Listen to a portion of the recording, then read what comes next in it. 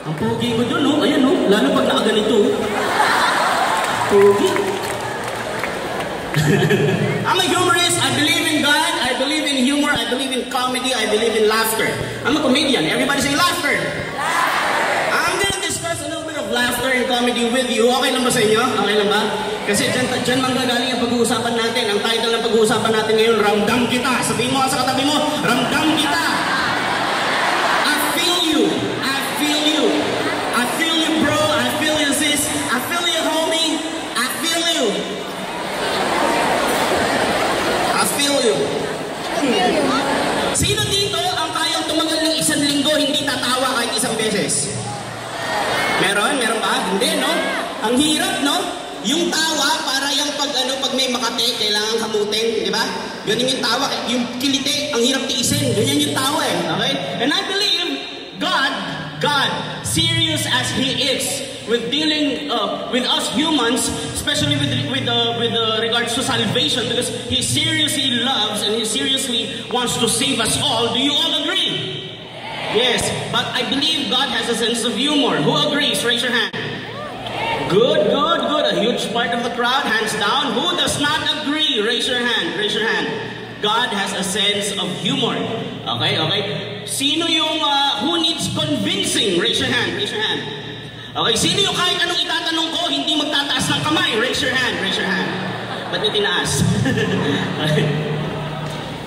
Natatandaan nyo, God of Abraham, God of Isaac, God of Jacob. If you were a Jew, that's how you always pray. Always.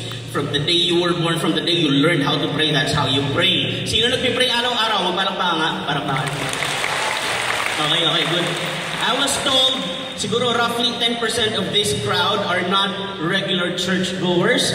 Okay, so kung yung mga first time ko nakakita ng gantong gathering at baka na-culture shock kayo, okay, relax lang kayo. Masasanay din kayo, gets nyo rin yan, okay? So, pero gusto ko itong padaliin para sa inyo. At who goes to church regularly? Raise your hand. Para alam ko kung paano ko kayo kakausapin. Okay, good, good. Hands down, hands down. Okay, remember, Abraham means father of many nations. Okay? Jacob means literally the leg puller, because he was trying to pull his brother's leg when he was born. Remember? Si Esau, di ba nakakapit siya doon? He was the leg puller. Actually, dyan siguro galing yung mga matatanda pag nananakot, hala, matulog ka na, may ihila ng paa mo, di ba? The leg puller, di ba? Now, right in the middle of those two patriarchs is Isaac. And Isaac literally means laughter. Isaac means laughter. Laughter. How awesome is that? You are serving the God of laughter. Can you imagine? Sino yung narinig to first time lang? Yung 20 years ka ng Christian, ngayon mo lang na-realize, oo nga, no, yung Diyos na sinasamba ko, Diyos ng tawa. Isipin yun. Whenever you go to God and you say, God of Abraham, Isaac, and Jacob, God of our forefathers, dun sa gitna sila sa Tagalog na Tagalog, Diyos ng Ama ng maraming bayan, Diyos ng Ama ng maraming bansa, Diyos ng tawa, at Diyos ng nanghihila ng paa. That goes to show that the God we serve is no respecter of person. Okay? If He decides to choose you, He chooses you, no matter who you are, what you are. Nakita niyo si Miriam dito kanina, tsaka si Hardy, grabe, pinapanood ko sila, relate much talaga ako. Relate much. If you get to see my wife is so beautiful. May mga atheist friends ako. Atheist friends, sinasabi nila. Ang hirap patunayan walang Diyos. Sandali lang, Brad. Tinan mo to. Bakit? Tinan mo yan. Kita mo yung katabi ko. Misis ko yan. Ngayon mo sabi sa akin walang Diyos, Brad.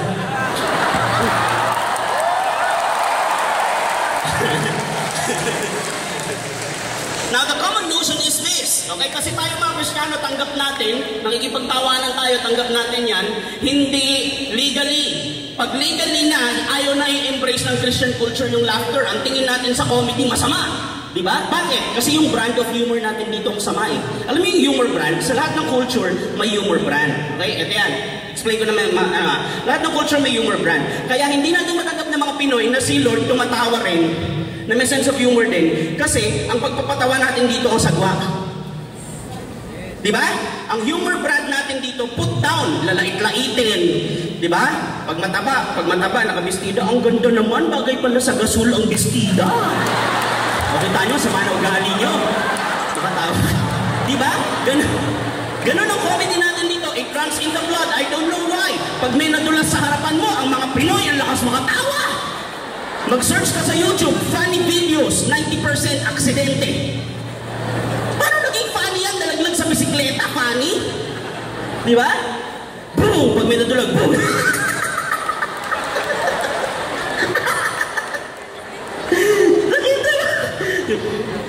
Tutulungan ka, pero tinawanan ka muna mula ulo hanggang paa. Yung pinakamalakas tumawa, yun ang best friend mo. Di ba? Pero siyempre, kung nagla-love struck ka, binabasa mo yung mga book ni Pastor Ronald, tapos nag-church ka regularly, hindi na dapat ganyan. Iba na kultura, di ba? Napipigil mo na. Pag may nadulos sa harap mo, bang!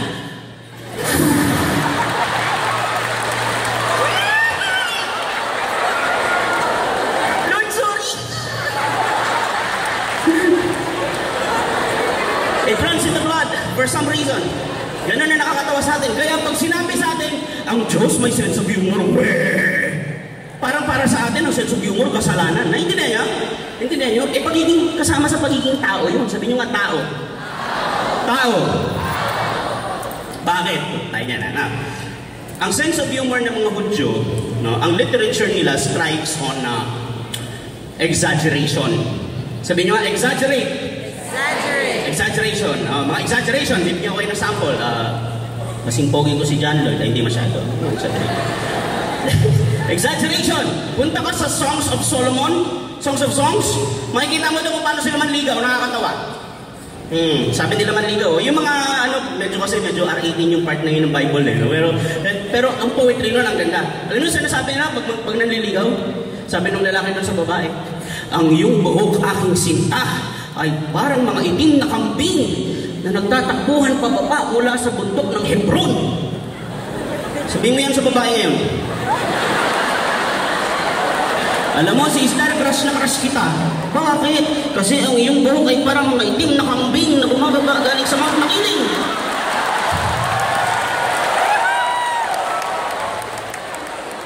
Exaggeration. Ito. Sabi ni Jesus, pakinggan nyo ito. Hindi, ganun ang literature nila, lalo ang humor nila. Natatawa sila sa mga exaggerated. Halimbawa, sabi ni Jesus, mas madali pa sa kamelyo pumasok sa butas ng karayom. Butas ng karayom. Sino na dito naka-experience magpasok na kahit ano sa butas ng karayom? Ano pinapasok sa butas ng karayom? Sinulid. Paano? O isipin nyo, nilalawayan. Diba? Gano'ng karaming laway kailangan mo dun sa amin para maisaksak mo siya dun sa...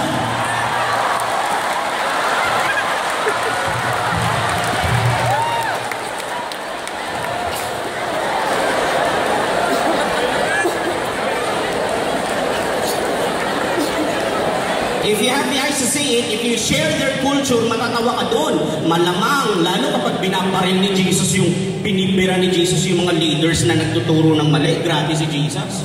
Akala nyo kasi si Jesus lang hindi lagi makapasok biglan. Hindi. Pag tinatanggol niya yung mga maliliit, matalas siya. Oo, parang tatay. Di ba pag tatay nyo, inaapi kayo, galit na galit, di ba? Kasi big deal kayo kay Jesus eh. Sabihin nyo sa katabi nyo, big deal ka kay Jesus eh. Kasi kung di ka naman kaano-ano ni Lord, wala lang, di ba? Kahit sa point ka sa harap na sabihin lang, diba? Subukan nyo sabihin sa nanay nyo. Sabihin nyo sa nanay nyo, Nay! Yung classmate ko nung 3rd year high school, yung pinsan ng ate ng dating classmate ni ate, buntis! Hindi alam ang ama! Sabihin niya, so? Naya, English siya.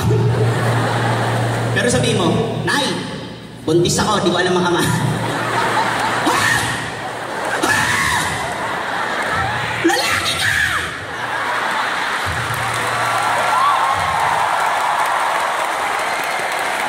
Mag-freak out yun, kahit Christian yun, kahit pastora siya, mag-freak out siya. Alam ka naman, sabihin mo sa nanay mo, pastora, nanay, buntis mo, hindi ko alam sino ama. Tapos sabihin niyo, anak, God's will yan. Walang nangyayari na hindi pinahintulot si Lord. Good work. Good job, anak. Walang ganon. Kaya si Lord, pag naninisgrasya siya, akala nyo, relax lang si Lord. Matalas yun. Pag nililigaw ka na ng mga kaibigan mo, matalas yun. Sabi niya sa mga Pharisee, kayo, you hypocrites! You notice the speck of dust in your brother's eye, yet you do not see the plank in yours. Mga hipokrito! Ang pinakamababaw na Tagalog ng hipokrito, artista, kasi Greek yun, hypocrites, actor. Okay? Oo, okay, hindi naman ibig sabihin masama mag-artista. Ang sinasabi niya, hindi kayo totoo, sinashowbiz niya lang. So kung tatagalogin ko sa Tagalog ngayon, ganito ang tulog nun. Kayo mga showbiz kayo, puna kayo ng puna sa buhangin sa mata ng kapatid ninyo, kayo meron kayong poste sa mata. Poste, tahilan, plank, 2x8. Yun yung plank eh, doon naglalakad yung mga pirata sa gilid ng barko. Naintindihan nyo? Masyado tayong religyoso na pag binasa natin ng Bible, lagi tayong mabagal. Ang pagpapakabanal daw, pagpapakabagal. Lahat ng communion, mabagal. Lahat mabagal! Lahat ng mga mabagal! Hindi ganon! Ano ba si Jesus? Bago si Jesus? Anong tatay ni Jesus dito sa lupa? Karpintero, di ba? Lumalamang-lamang, karpintero din siya. Di ba? O, paano ba kumain yung mga karpintero? Paano magtrabaho? Mga brusko, di ba? Ang lakas nga ni Jesus, naglalakad lang eh, di ba? Tapos, nagbuhat pa ng krus, ilang milya yung nilakad. Ang lakas na tao nun. May kakilala ba kayong karpintero? Inimbitahan, Pastor Ronald. Inimbitahan ni Pastor Ronald sa bahay. Kumain ng dinner. Sabi ng karpintero, Pastor Ronald, what a splendid dinner.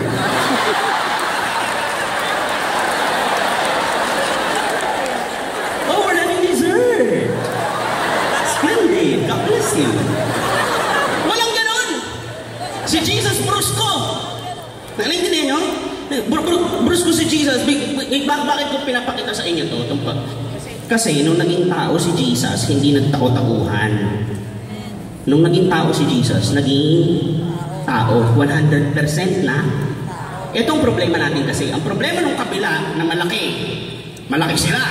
Hindi sila naniniwala na Diyos si Jesus. Tao lang daw. Common sense would tell you, halimbawa, ito to, sabi ni Jesus, pinapatawad ko na sa mga kasalanan mo. Sabi niya dun sa, na-paralyzed, di ba? Pinapatawad ko na sa mga kasalanan mo. Sabi nung Pharisee, Diyos lang ang may karapatang magpatawad! Sabi ni Jesus, oo nga, pinapatawad na kita sa mga kasalanan mo.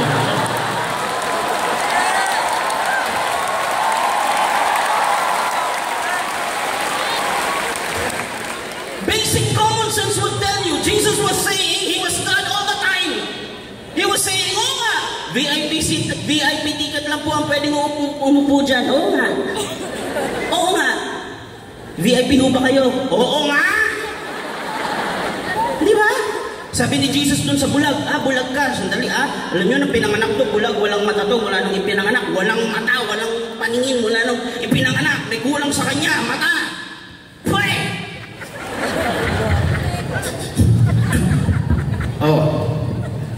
Punta ka doon sa Siluwe, magbanlaw ka. May mata ka na.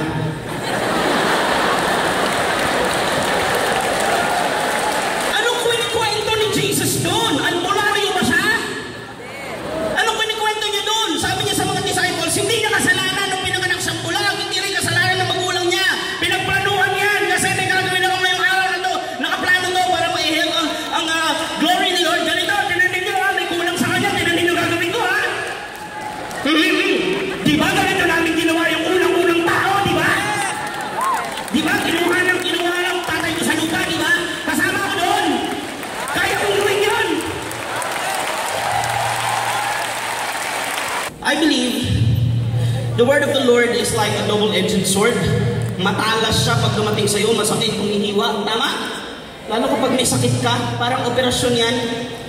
Sabi nung founder ng church namin, si Bishop Waling Magkalas, sabi niya, yung humor, para yung grace. Yan ang grace mo before you say the truth, the hard truth. Para yung anesthesia kapag ikaw ay mag-o-opera. Kasi pag binigay mo ng binigay yung mga totoo na masakit, nang hindi mo muna siya pinakomportable, mag-freak out yan, mag-walk out yan sa'yo at hindi mo siya magagamot. Naintindihan niya? Hindi nyo? Lalo sa mga babae dito, di ba mga babae, honesty is such a lonely word. The best policy. Napakahirap kaya maging honest sa babae. Pag tinanong ka ng ano, asawa mong buntis, honey, mataba na ba ako? Hindi. Yung totoo! Dali lang ah. Lord, naiintindihan niyo po ah. Hindi. Yung totoo! Oo. How could you?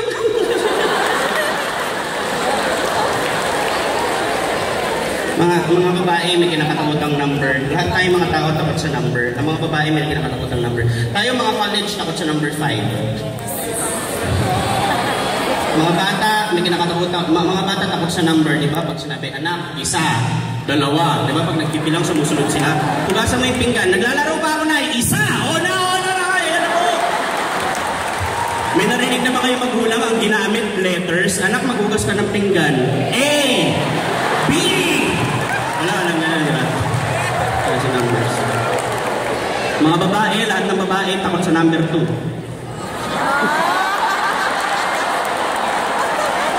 Takot sa number 2. Para sa isang babaeng nasa isang relasyon, kahit na minsan pang-5 na siya dun sa relasyon, ang tawag niya dun sa pang-6 number 2. Pinanggigigilan nila yung number 2. May number 2 ka! May number 2 ka!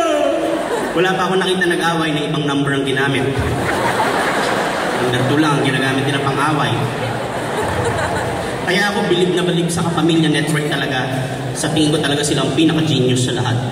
Kasi paano nila nagawa yun? Yung number 2, ginawa nilang kapamilya.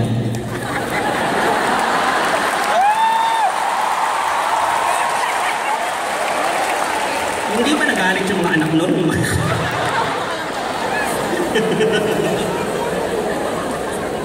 Ang mga lalaki, pa-full, manliligaw, hindi ituto. Pag ayaw, kakapul-habulin, ligaw-ligawan. Pag obvious na, gustong-gusto na. Saka biglang mawawala. Ang mga babae naman, mga single na babae, gusto nila bad boy. Kasi papakuhin daw nila. Ganyan yung mga babae, kumain mo ako, magbabago ka. Ayaw nila ng good boy. Tapos pag brinake ka ng babae, ang gagawin ng babae, makikipag-friends. Break na tayo pero friends na lang tayo ah. Tapos anong gagawin niya? Isang linggo pa lang kayo nag-break, tatawag sa'yo, hello. Best friend, oh, may nanliligaw sa akin. Kaya lang hindi ko alam kung sino mas okay. Ikaw nga, bigyan mo akong advice. Di ba kanya style ng mga babae? Ha? Dinurog mo po. Sandali, bakit mo humingi ng advice sa akin? Ba't sa akin? Eh kasi naniniwala ako sa'yo kasi may sense ka eh. Naniniwala ka sa akin? Oo, eh ba't di ka naniwala na sinabi ko huwag mo akong iwan? Yung mga babae, mga lalaki. Meron ako dito, para sa mga may asawa at may balak may mag-asawa. Ito, ano, yung number 2, i-share ko lang. Sabi ko sa misis ko, pastora misis ko, sinubukan ko lang, ang bait-bait ko, sinubukan ko lang. Number 2, di ba? Galit sila sa number 2. So, totoo kaya yung observation. Sinubukan ko, nag-date kami, Alabang Town Center, kumakain kami ng pasta. Sabi ko sa kanya, honey, sasabihin ako sa'yo, ano yan, honey? Sana 2 puso ko.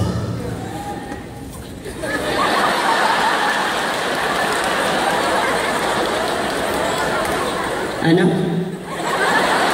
Sana 2 puso ko.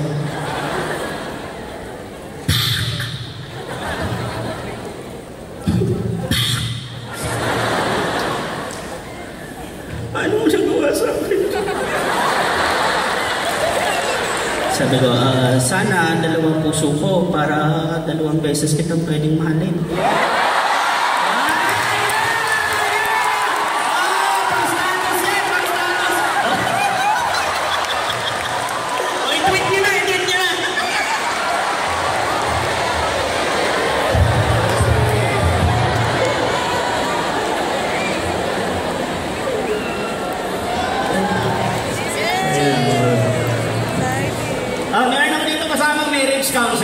Marriage counselor, okay? Pangalan niya, Brother Teddy. Malampakan niya yung matanda, medyo sensitive to, medyo sensitive. Ito po si Brother Teddy. Nakalutang ako. Nakalutang ako. Ang liwanag Spotlight mo yan. Lord, ikaw na kaya! Pinukuhan niyo na nga ako! Oras ko na nga! No. Order! Kinuha ka na rin ni Lord.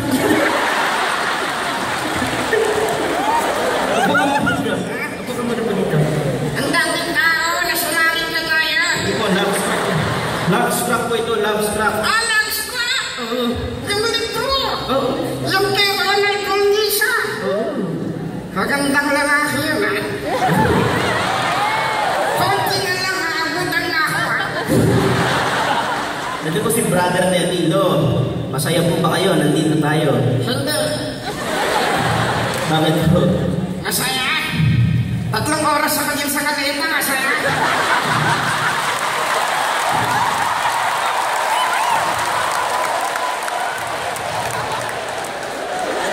Muntik na wala kang ka-Kristiyano mo, eh.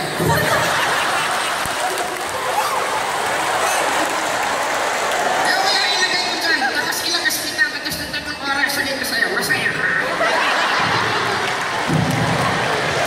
Love struck po kasi tungkol sa mga relasyon, kaya sinama ko kayo kasi marriage counselor po kayo, di ba? So yan. Ano po ang payo ninyo sa mga gustong mag-asawa? Ano ang sikreto sa pagiging masaya? Masaya! Oo.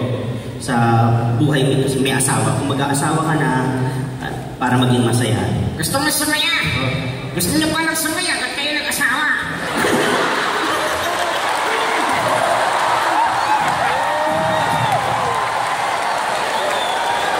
Nakakanood na naman ang sine. O kaya nanood yung Superbook. Hindi, alam niyo, sabi sa Bible, ang nakakahanap ng asawa ay galing sa Diyos yan. Galing kay Lord yan. So, ano pong ipapayo ninyo sa mga may relasyon? Ito, lagi ko sinasabi. Oo. Ang asawa, minamahal. Hindi sinasaktan. Tama, tama. Sinasabi niyo po yan sa mga lalaki. Sa misis ko.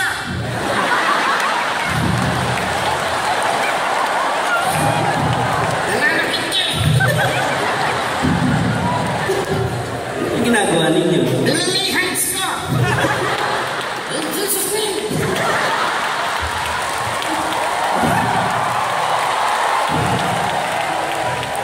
Mahal ko yun eh. Kayo pa rin. Kami ka rin. Kahit may away, kami ka rin. Bakit? Dahil ako naniniwala. Ang pinag-isa ng Diyos, huwag paghiwalayin ng tao.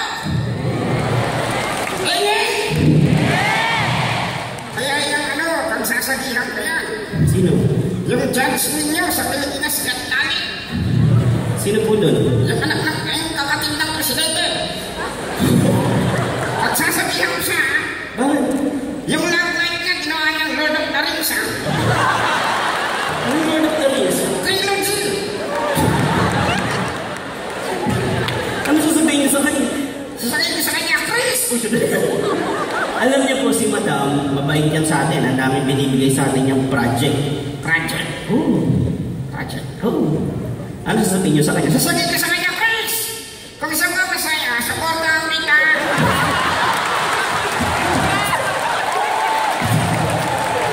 Sayang yung project.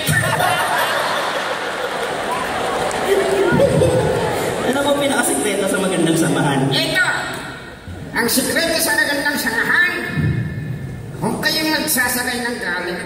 Oo. Ano Ano ginagawa niyo? Ako, pag galit ako sa misis ko, sinasabi ko sa kanya, God bless you. Ganda. Oo, Galit kayo na na. oo, Parang hirap na. abang ina. Ano? Sabi ko sa kanya, hoy, God bless you ka.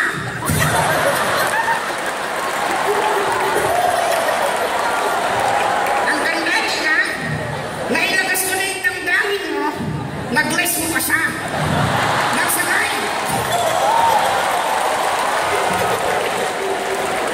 Ano pong mensahe niyo sa kanila? Sa inyong lahat, God bless you na lang. Siyempre, in the real context, God bless you. Nauna na ako. Saan po kayo? Asan ako?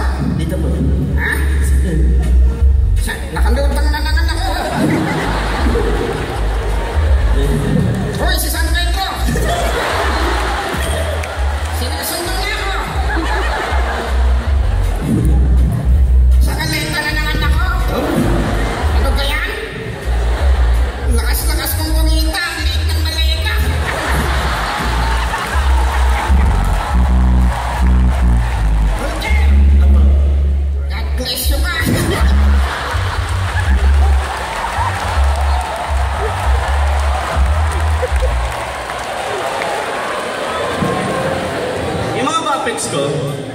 Ikaw yung ilabas mo nga si Lolo, upo mo lang dito. Ayan. Marami akong puppets eh, dapat nga dalawa. Gusto ko lang yun kasi puro tungkol sa couples ang pinag-uusapan niya. Teddy, kasi Chodoro, lahat ng puppets ko letter D ang pangalan. Teddy, Titoy, Tongtong, Telo, Tutu, lahat sila letter T kasi it reminds me of the cross of Jesus. T. Yeah? Okay? Because it reminds me of the reason, the purpose I do what I do. And to whom, for whom I do what I do. Anong ginagawa niya? Ay, buhay ka ako!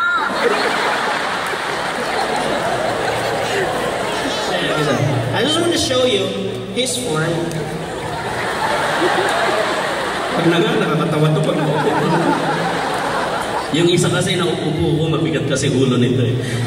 Ano siya eh, sculpted foam. No? I just wanna show. Natuwa pa kayo? Ang ganda, no? Parang tunay, no? No? Parang tunay, no? Lahat yan, ako lang nagsalita doon. Ang galing, no? Ang tawag doon, ventriloquism. Thank you, gift yun ni Lord. Siguro kaya ako gumaling doon kasi I had a lonely childhood. Wala akong kausap sa bahay. Bawal ako maglaro sa labas. Magaling ako mag-chess, mag-isa. Tagal ko maglaro, ang galing ng kalaban. Naisip ko pa lang, alam niya na.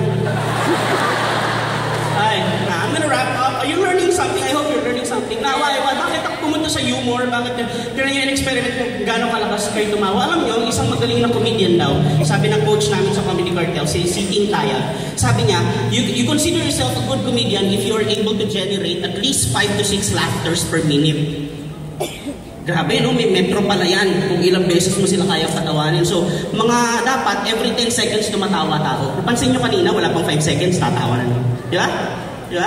Ngayon, hindi sa akin galing yun sa inyo.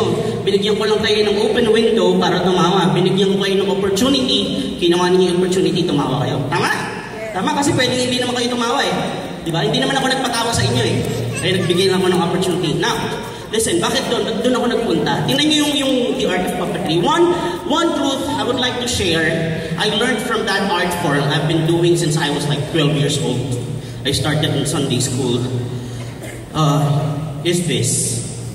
Yung puppet, kahit anong mahal nung ibihis mo sa kanya, yung isa kong puppet, ang shoes niya, floor shine. Ang pantalon niya, Onesimus. Ito, hindi ko niyayabang kasi yung ano niya, yung code niya galing sa designer sa Star Magic, si Giovanni de la Cruz. So, itong ano, yung barong niya, totoong barong yun, hindi yung laruan, barong yun na pang-abay. Tapos so, pero, bakit ko ginaganon? Kasi may value sa akin. At sila may sariling suitcase, yung suitcase nila, hindi sa Divisoria galing, hindi pa sa Hong Kong. Pag nandun ako, imbis na bibili ako ng para sa akin, pinipili ko para. Kasi may value sa akin, may value sa akin. Kasi, kanino yun? Sa akin. Sino nagawa? Ako, hindi ako nagtahi, pero ako nag-design, meron akong taga-tahi. Okay? Pero, hindi ko na inaral para hindi ko nagawin yung ginagawa nila. Para may trabaho rin sila. So, hindi, totoo. Kasi wala na magpapagawa sa kanila pag ako pagagawa, di ba? So, ako na ako gumagamit kung pagagawa. Tapos, pero meron akong nagagawa, magagaling din, mga Christians din yung iba. Now, listen. May value. Alam ko yung value kasi akin eh. Alam ko yung value kasi akin eh. Imagine niyo, maiwan ko yung puppet ko sa isang lugar na hindi ako kilala, hindi rin nila alam kung para saan yun. Anong gagawin ng makakakuha nun? Lalong bata. Lalaroan. Gagawing wrestling yun. Diba? Ibang pipilong fight yun. Magkakawarat-warat yun. In a matter of weeks, wala na yun. Sira-sira na. Ilang taon na sa akin yan. Alagang-alaga. Bakit? Kasi akin. Partida, hindi pa buhay yan ha. Hindi pa buhay. Nabubuhay lang pag hawak ko. Pag hawak ko, nabubuhay. Rings a bell. Does that ring a bell? Yes. Pag hawak, nabubuhay. Kasi tayong mga tao, pretty much, we are in the same situation. The only difference is we have our free will. God does not dictate to us what we should say, what we should know. He instructs us, but He does not dictate. Diba? We have free will. Ako, lahat ko sinabi ng puppet ko galing sa akin. But would you believe, sa sobrang tagal na namin ginagawa nun, meron silang mga sudden rants na hindi na namin naiisip. Halimbawa, bigla may dumaan, nagre-react sila, bigla may pumutok. Hindi na namin naiisip yun, bigla may nag-heckle doon. Woo! Hindi nakakatawa, bigla sasagot yung puppet, mga asar din yung puppet. Minsan hindi na namin naiisip. Kasi sa sobrang, yung na-memorize ng subconscious namin. So parang a portion of our brain is dedicated to the puppet pag mahalaga siya. Nonetheless, buhay siya pag hawak, pag hindi siya hawak, hindi siya buhay. Pag hawak siya, buhay. Pag hindi siya hawak, hindi siya buhay. Parang tao. Pag hindi hawak ni Jesus, hindi buhay.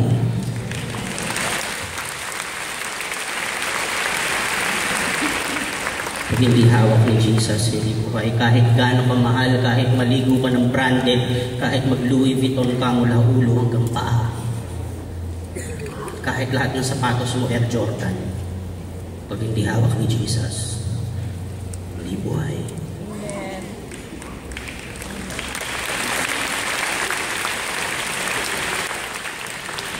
I'd like to go back to the value. Sabi ko, importante sa akin kasi akin. Inaalagaan ko kasi akin. Pag napunta sa iba, hindi nila alam yung halaga, kaya hindi nila alagaan. Tama? Question, kanino ka? Kay Lord. Kanino ka? Kanino ka? Oh, dapat may hawak lang sa'yo si Jesus. Kasi kung kay Jesus ka, si Jesus lang yung nakakaalam ng value. Pag na kay Jesus ka, alagaan ka ni Jesus. Pag wala,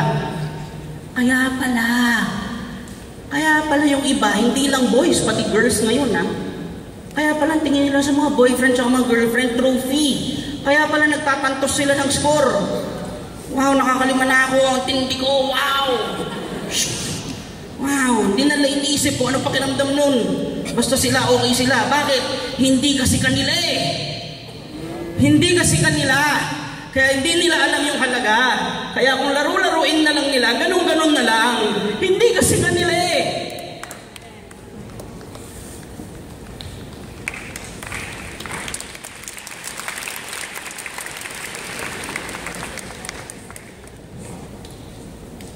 Sabi ko, tumawa si Jesus, di ba? And I'm convinced. I'm totally convinced. Why? Si Jesus habulin ng bata. Kahit saan pumunta, habulin ng bata. Yung mga bata, walang pakialam yan sa miracle. Yung patay nga, di nila naintindihan eh. Kala na tulog lang. Yung pamangkin ko, namatay yung lolo na. Lolo, kailan magigising to si lolo? Hindi nila alam.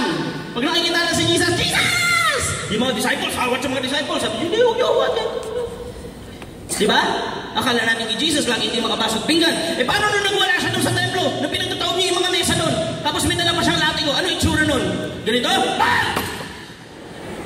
Ang bahay ng aking ama ay bahay panalanginan.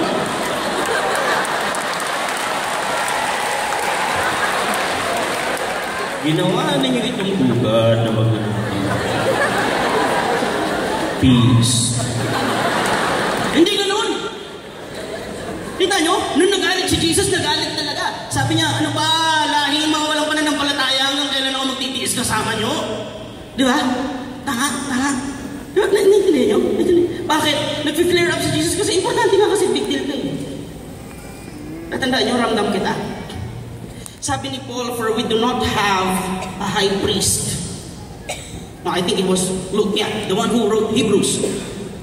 We do not have a high priest who is not able to sympathize with us. Hindi ito yung Diyos na puro hayop ang kausap. Year of the rat, year of the horse, year of the pig, walang year of the people. Ang klaseng Diyos to. Puro hayop kausap. Paano ka magkakaintindihan nito? Wala siyang year of the humans. Di ba? Hindi ito yung Diyos na nandun lang sa langit. Kaya alam pa ninyo, nung bumaba si Jesus, alam niyo ginawa ng Diyos? Some converts, conservative might consider this blasphemous, but the thing again, this is not from me, but I think this is true. I believe this. This is from Philippians' observation. Listen, author of the Jesus I never knew, listen. Through Jesus is part of the Godhood right now. Through Jesus, God learned the all-knowing, omnipotent God when Jesus came to earth, God learned. What did He learn? He's supposed to know everything. Yes, He knows everything. He knows. He knows. He knows. When Jesus came to earth, he did not just know. He did not just know. He felt. He experienced firsthand everything. He knew, he learned how it is in all aspects, 100%, how it is, how it feels to be human. Sabi ng ibang hindi naniniwala kay Jesus, bakit ganyan yung sinasabi ng Diyos? Dumugo, napagod, nasaktan, nagutom, inantok, uminit ang ulo, nagalit, umiyak. Ba't ganyan yung Diyos nyo? Oo, ito ang Diyos namin, dahil ito lang ang Diyos na makakaintindi sa'yo.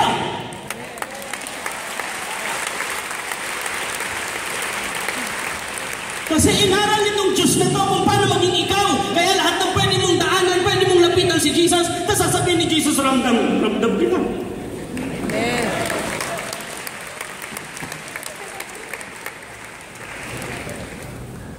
Lahat ng pwede mong daanan, dinaanan na ni Jesus. Lahat. Yung brother-in-law ko, sobrang heartbroken niya. Church leader, hindi siya makapag-open kahit kanino kasi baka sabihin, ang hina mo naman, yan lang, ganyan. Lapit siya sa akin, Kuya, sabi mo lahat naranasan ni Jesus. Oh, wala siyang girlfriend eh. Iniwan ako ng girlfriend ko eh. Naranasan ko ni Jesus yun. Oh, hindi mo ba yan? Di ba pagdating niya sa Jerusalem, iniyakan niya yung Jerusalem? Sabi niya, Jerusalem, yakap ako ng yakap, palag kayo ng palag. Yakap ako ng yakap, palag kayo ng palag. Di ba? Yes. Di ba? He has this long love story with Jerusalem. Pagdating sa, balik ka sa Book of the Prophets, sabi ng God the Father kay Obadiah, ganito gawin mo ha, kasi itong mga tao to, hindi ako maintindihan. Ginawa ko na lahat. Ganito gawin mo ha, mag-asawa ka ng prostitute. Yes. Mag-asawa ka ng prostitute kasi kakaliwain ka niyan. Mag-asawa ka, Lord, prostitute, mag-asawa ka. O sige, naging asawa niya. O tapos, tratuhin mo na mabuti ha, tratuhin mo na mabuti. Tapos kakaliwain ka niyan. Iputang ka niyan sa ulo. Kung kanino ninyo yung makikipagrelasyon, kita ng mga tao, mapapahiya ka. Tingnan mo, nangyari, di ba? O Lord, ang sakit. O pumunta ka doon sa mga tao, pumunta ka doon sa Israel, tapos sabihin mo sa kanila, Israel! Sabi ng Diyos, ganito ginagawa niyo sa akin. Ganito. Ang sakit. Kung kanino kayo nakikipagrelasyon, may relasyon kayo sa akin, ang sakit.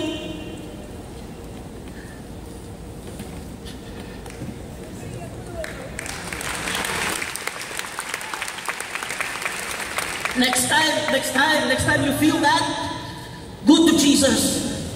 Jesus will understand. Amen. He will not just understand, Jesus feels that. He feels that, not figuratively. He feels that literally. During his last hours, when he was praying in the Garden of Gethsemane, he said, Father, if it's your will, baka pwede, wag na lang, kaya lang eh. Sige, kung ano gusto mo, di ba? Father, if it's your will, let this cup pass over me. But nonetheless, your will, not mine, be done. Tapos pagbalik niya sa disciples, sabi niya, ano ba? Ano ba, Peter? Ano ba dyan? Hindi ba kayo pwedeng gising kahit isang oras lang? Tama? Hindi ba kayo pwedeng gising kahit isang, can't you keep watch with me even for an hour? Tingnan nyo, basahin niyo sa Luke yung prayer ni Jesus ng ikli. Father, if it is your will, let this cup pass by me. But your will be not mine, but yours be done. Pag binasa niyo ng diretso, 18 seconds lang yun eh. 18 seconds, yung sentence ni Jesus. Ama, kung pahihintulot mo, palampasin sa akin ang sarong ito. Ngunit ang kalooban mo masunod, wag ako. 18 seconds. Pagbalik niya sa disciples, sabi niya, ano ba, kahit isang oras lang. Ano ibig sabihin nun? Ibig sabihin nun, it took him an hour at least to finish that very short prayer. Ibig sabihin nun, there were long gaps. There were long gaps in between the lines. There were very long gaps. Because the struggle was real. Sabi dati nung pastor ko ng bata pa ako, siguro, hindi ko matanggap na nang hina si Jesus dito, hindi ko matanggap na parang nagdadalawang isip siya sa hirap ng dadanasan niya. Kasi, Diyos siya di ba? Eh di parang ang hina niya naman dito. Siguro, gusto lang niya ipakita sa mga babasa ng Bible na ganito magiging sitwasyon mo kapag nasa kasalanan ka kasi bubuhatin nga yung kasalanan ng mundo. Sabi ko sa kanya, Kuya, kung hindi po totoo yung sama ng loob ni Jesus dito, nasaan yung sacrifice? Amen. Kung inarte niya lang to.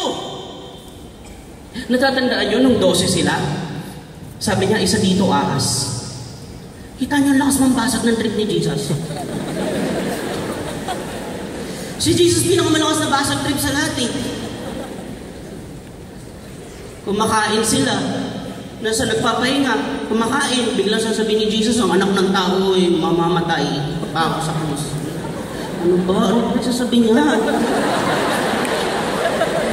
Pagdating doon sa Sermon on the Mount, lahat ng supporters niya nandun. Lahat ng mga revolusyonista ng Jerusalem nandun. Ipaglalaban nila ang pagbalik ng kaharian ng Jerusalem. Nandun sila sa nakaabang sa sasabihin na magiging hari nila. Pagdating doon, sabi nila, ito na, babalik na yung panahon ni David. Ayan na, gagawin natin hari yan. Biglang sabi ni Jesus, okay, lahat kayo makinig. Pag sinampalan ka sa kaliwa, iharap mo yung kanan. Ano daw? Ano?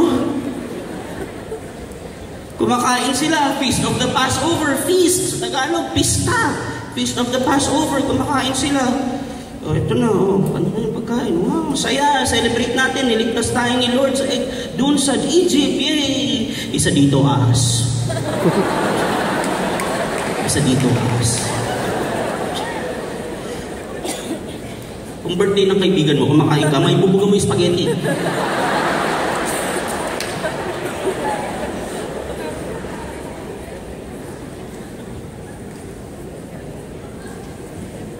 Tandaan nyo yan si Jesus basag trip. Kasi pag pumasok si Jesus sa buhay mo, lahat ng maling trip mo babasagin ni Jesus. Amen. Hallelujah. I will leave you with this. I will leave you with this.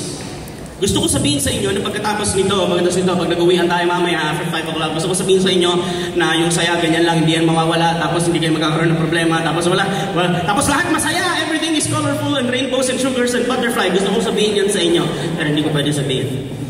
Kasi hindi yan yung promise ni Lord. Kasi si Jesus nga kailangan dumaan doon para maintindihan niya tayo. Alam niyo, di ba pag nagko-communion tayo, sabi ni Jesus, do this in remembrance of me. Sabihin niyo nga, do this in remembrance of me. Akala natin, ibig sabihin, huwag niyo kalimutan gawin ito sa Sunday service. Ang sinasabi ni Jesus ganito, isa sa inyo sa buti pa doon, kung sino yung pagsusok ng tinapay, binigay niya kay Judas. Kung ako si Judas yun, mag-freak out ako doon, maglulupasay ako sa harap ni Jesus, magsusorry ako! Wala na kayo malakakalam ng iniisip ko Ba't kayo nabot sa akin yung tinapay? Sabi niya ako daw yung ahas. Pero hindi pinanindigan ni Judas yung gusto niya. Sinasabi ni Jesus, Judas, piliin mo ako Judas kasi pag kinuha mo to, sana hindi ka na pinanganak Judas. Pero kinuha ni Judas. Wala na magawa si Jesus. Pagdating ni Jesus dun sa garden, sabi niya, sama-sama na loob ko, halos ikamatay ko, my heart is filled with sorrow to the point of death. How do you euphemize that? Paano mo isa-sugarcoat yun? Sama-sama na loob ko, halos ikamatay ko. Yun ang sabi ni Jesus. Dumating si Judas, hinalikan si Jesus. Unang sinabi ni Jesus kay Judas, friend, kaibigan. I think that was his last attempt to save him. But Judas kept on saying, bakit? Pwede naman mamili si Satanas sa lahat ng kumain. Diba sabi sa prophecy, yung magtataksil kay Jesus, yung magbebenta sa kanya, pinakain niya sa paa ni Jesus. Ilan pinakain ni Jesus? Ilan? 5,000, di ba? Di ba pinagpakain siya ng 5,000? Ang daming followers ni Jesus na pwede magbenta sa kanya. Bakit si Judas na nagbenta? Close friend ni Jesus yun Kaya sumasama ng loob ni Jesus Parang may nililigtas ka sa bangin, tapos palag ng palag. Tapos nung bumitaw, hindi mo na makuha. Jesus feels. Tapos sabi ni Jesus, ito na, alalahanin ninyo ito. Gawin ninyo ito bilang pagpaalala sa akin. Let me rephrase that. I'm about to offer the greatest sacrifice ever made. Nobody has done this before. This will never be done ever again. Huwag ninyo akong kakalimutan. Meron akong gagawin. Sobrang hirap, sobrang tindi.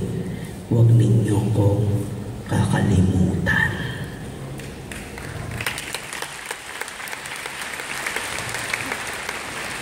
Every time you are faced with a challenge, a trial, natutokso ka, tandaan mo yung sinabi ni Jesus, huwag niyo akong kalimutan. Huwag niyo akong kalimutan kasi ramdam ko kayo. God is here for you. He feels you, He knows you, He understands you. Hallelujah. Hallelujah. Sabi sa Bible, sabi sa Isaiah 43:2, pag dumaan ka sa ilog, lumusog ka sa tubig, hindi ka malulunod. Dumaan ka sa apoy, hindi ka masusunog kasi sasamahan kita. Sorry kaya lang walang prinamis si Lord na hindi ka dadaan eh. Walang sinabi ang Diyos na hindi ka dadaan sa ilog, hindi ka dadaan sa apoy. Ang sabi ni Lord, dadaan ka pero hindi ka masusunog kasi sasamahan kita. Kasama natin si Lord, na ramdam tayo. Let's all pray, let's all pray. Jesus, let's all rise, let's all rise. Give glory to the Lord.